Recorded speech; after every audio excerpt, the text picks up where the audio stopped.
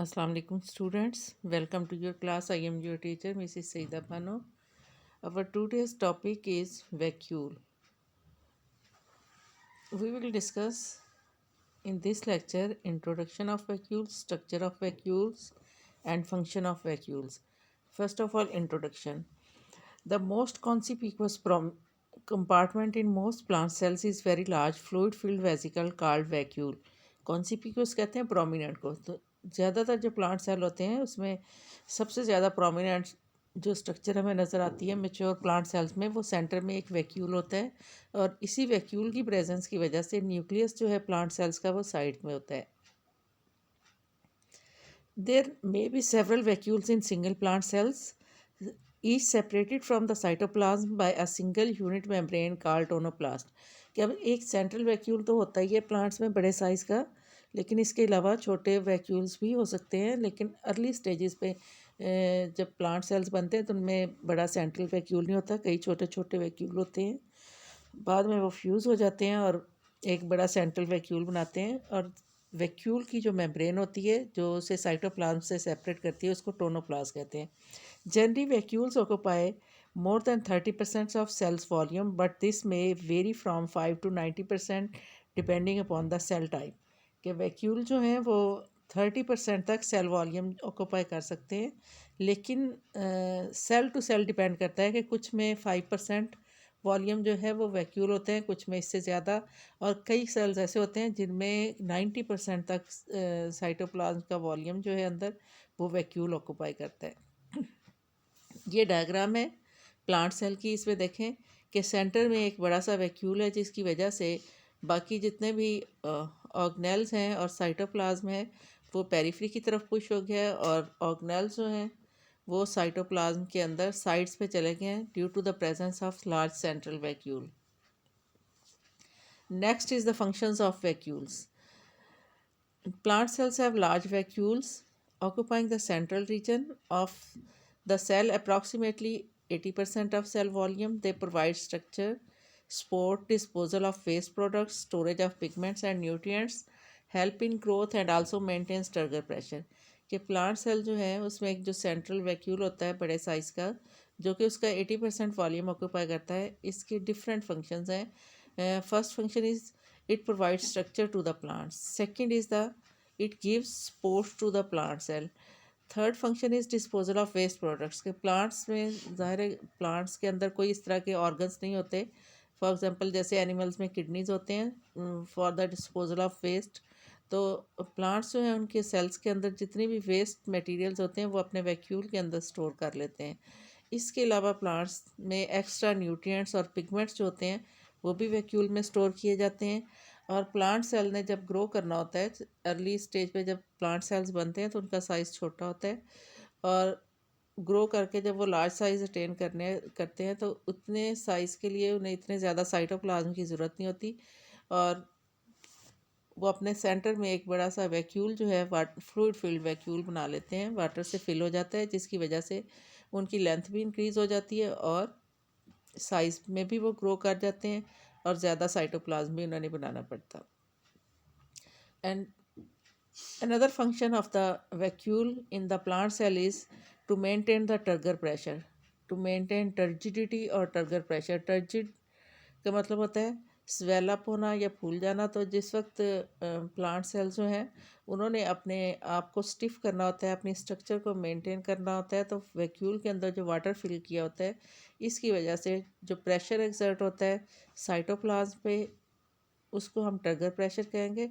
और turgor pressure की वजह से प्लांट्स अपनी स्ट्रक्चर मेंटेन करते हैं। जिस वक्त प्लांट्स में वाटर की डेफिशिएंसी हो जाती है तो ये टर्गर प्रेशर लूज़ हो जाता है वाटर वैक्यूल से लूज़ होने की वजह से, जिसकी वजह से प्लांट्स विल्ट कर जाते हैं। कभी विल्टेड प्लांट्स देखे हैं आप लोगों ने जिसमें पत्ते जो हैं वो नहीं बिल्कुल फाल कर जाते हैं, मुरझा जाते हैं। Animal cells contain numerous small vacuoles. कि एनिमल सेल्स में एक की बजाय बहुत सारे छोटे छोटे वैक्यूल्स होते हैं और वो डिफरेंट फंक्शंस परफॉर्म करते हैं। They function in storage and transport. कि कुछ वैक्यूल्स एनिमल सेल्स में ऐसे होते हैं जो कि स्टोरेज का काम करते हैं, फूड मटेरियल्स को या वेस्ट को स्टोर करते हैं, या फिर they are involve in the transportation of materials, कि एक जगह से प्लांट ने मटेरियल को ट्रांसपोर्ट करना है सेल के दूसरे पार्ट में, तो वो वैक्यूल के अंदर स्टोर हो जाएगी और ट्रांसपोर्ट होगी। इसके अलावा vacuoles play role in the exocytosis and endocytosis, के प्लाज्मा मेम्ब्रेन के थ्रू अगर लार्जर वॉल्यूम में या लार्जर साइज़ का जो पार्टिकल है प्लांट किसी भी सेल ने इनटेक करना है, तो वो मेम्ब्रेन की इनफोल्डिंग के थ्रू एंडोसाइटोसिस के थ्रू इनटेक करेंगे। और अगर कोई लार्जर क्वांटिटी में या लार्जर साइज़ का जो पार्टिकल है सेल से बाहर निकालना है, तो वो एक्सोसाइटोसिस के थ्रू बाहर निकालेंगे। ये दोनों एंडोसाइटोसिस एक्सोसाइटोसिस हमने प्लाज्मा मेम्ब्रेन वाले टॉपिक में पढ़े थे। Because vacuoles are present inside the cell and participate in cellular functions, they are cell organelles and membrane bound tonoplast।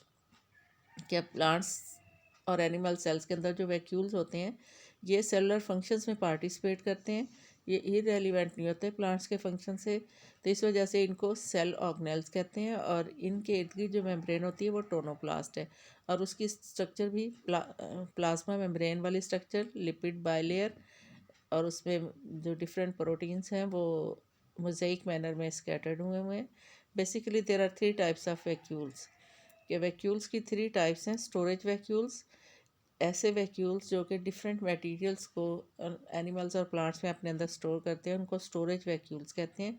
और ये मटेरियल्स जो इनके अंदर स्टोर होते हैं they may be nutrients, pigments and waste products, के ज़्यादातर तो फूड मटेरियल्स लिविंग ऑर्गेनिजम्स अपने सेल्स के अंदर स्टोर करते हैं, तो वो न्यूट्रिएंट्स अंदर स्टोर हो जाते हैं। डिफरेंट पिगमेंट्स भी वैक्यूल्स के अंदर स्टोर होते हैं। इसके अलावा वेस्ट प्रोडक्ट्स जो इमीडिएटली कोई सेल लूज़ नहीं कर रहा वो भी अपने वैक्यूल में स्टोर कर लेते हैं।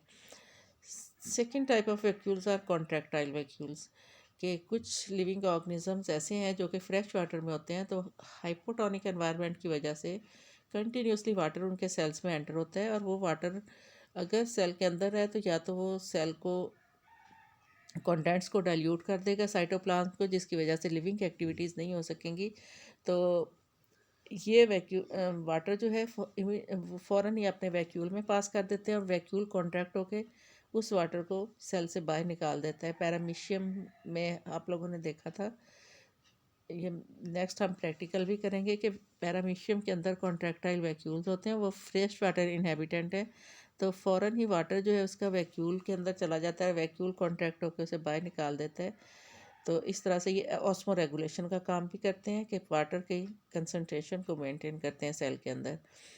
Vacuoles involve in the autophagy, autophagy means self eating, के जिस वक्त सेल के अंदर कुछ ऑर्गेनेल्स जो हैं वो ओल्ड हो जाते हैं या ब्रेक हो जाते हैं, तो सेल जो है उनको एज सच रिमूव नहीं करता, बल्कि उसका वैक्यूल के अंदर इनटेक कर लेता है, और फिर लाइसोसोमल एंजाइम जो हैं वो उस वैक्यूल के अंदर जो ओल्ड ऑर्गेनेल है, फॉर एग्जांपल माइटोकॉन्ड्रिया जो है नॉन फंक्शनल हो गया या कोई और ऑर्गेनेल, तो वो एंजाइम जो है उसे डाइजेस्ट करेंगे, और जो यूज़फुल कंटेंट्स हैं वो दोबारा से सेल अब्सॉर्ब कर लेगा, रीयूज़ कर लेगा, और उनकी रीसाइकलिंग हो जाएगी, और वेस्ट मटेरियल जो है वो एक्सोसाइटोसिस के थ्रू बाहर निकल जाएंगे। तो वैक्यूल्स में कुछ सेल में ये ऑटोफेजी में भी इन्वॉल्व है। Students, that's all from today's lecture. Allah Hafiz. If you want to ask any question, please send your questions to me in biology group of the WhatsApp.